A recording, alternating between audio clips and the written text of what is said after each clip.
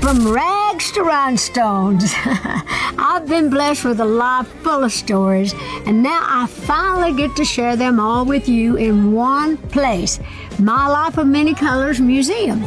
It's opening in 2026 at my Songteller Hotel in Nashville, and it's the biggest exhibit of yours truly that the world has ever seen. So get your tickets now. Well, hey there, it's Dolly. And I'm here to give you an update on a few things going on in my life. First, it's concerning my health. And I have some good news and a little bad news. But the good news is I'm responding really well to meds and treatments, and I'm improving every day. Now, the bad news is it's going to take me a little while before I'm up to stage performance level, because some of the meds and treatments make me a little bit swimmy-headed, as my grandma used to say. And of course, I can't be dizzy carrying around banjos, guitars, and such on 5-inch heels. And you know that I'm going to be wearing them. Not to mention all those heavy rhinestone outfits, the big hair, my big personality. Lord, that would make anybody swim-headed. But just think of me as like an old classic car that once restored can be better than ever.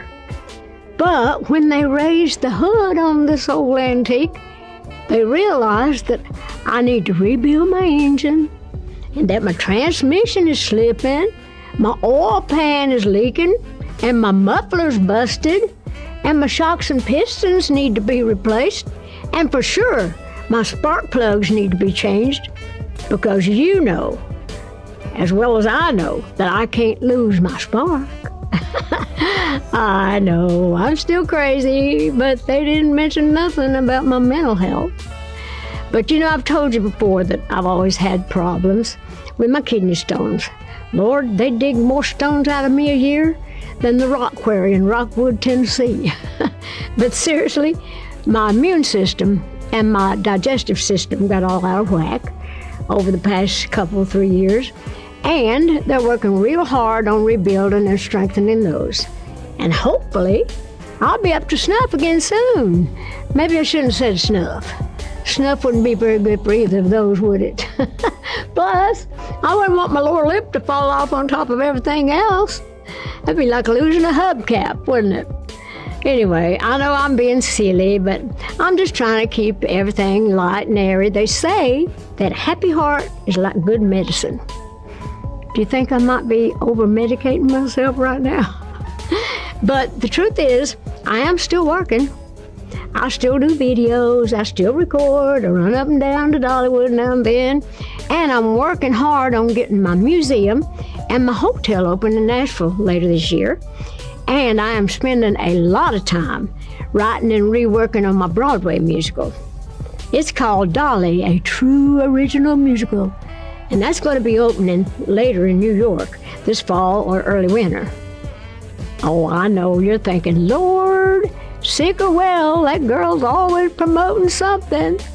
Well, that's true, but that's how you get it done. And on a more serious note, I am truly sorry that I'm going to miss all of you that had tickets to see me in Las Vegas. Well, you get on to Vegas, and you have a big time. And hopefully, sometime, you'll come up to New York and maybe see my show. And I'll see you somewhere down the line. But I just want you to know also that a lot of you have been concerned about me and Carl, and you were so great about that.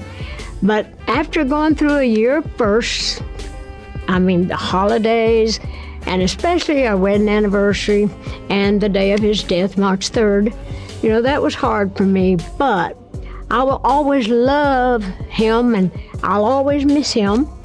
But you would be surprised at how much your love and concern meant to me during that time. Lord, my house and my porch looked like the botanical gardens with all the flowers, and my den looked like the post office with all the cards and letters. So yes, from the bottom of my heart, I thank you. You have been a big part of my healing.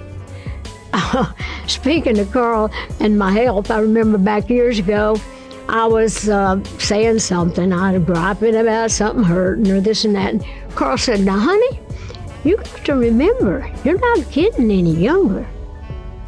I said, well, honey, you've got to remember that as long as there are plastic surgeons in this world, I'm not getting any older.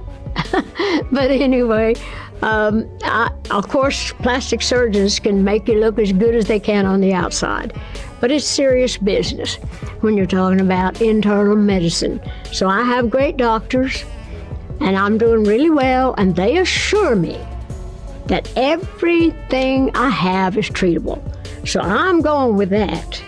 And I just want you to know I thank you for standing by me and that I will always love you. Thank you. The world lost a legend this week.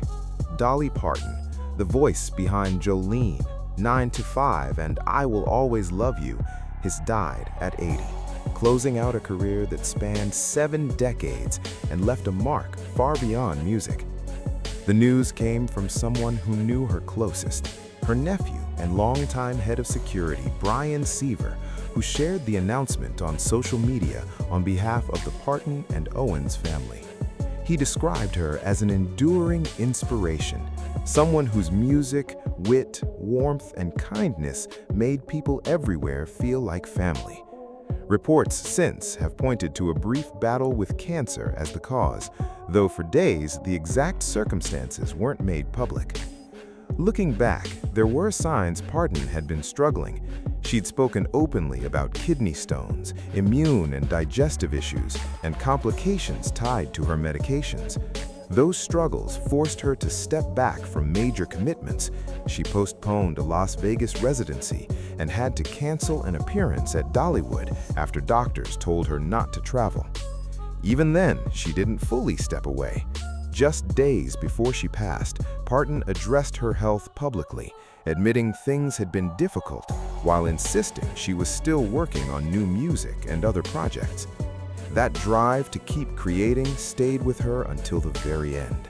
Her last public appearance came virtually on August 19th, when she accepted the Poets Award at the Academy of Country Music Honors from home, unable to travel because of her health.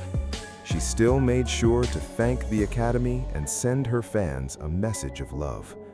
Her passing also lands just over a year after she lost her husband, Carl Dean, who died in March of 2025 after the two spent 58 years together. They never had children, and Parton had spoken candidly about how hard his death hit her and how she kept working even while carrying that grief. Across more than 60 decades in the industry, Parton built one of the most recognizable catalogs in American music.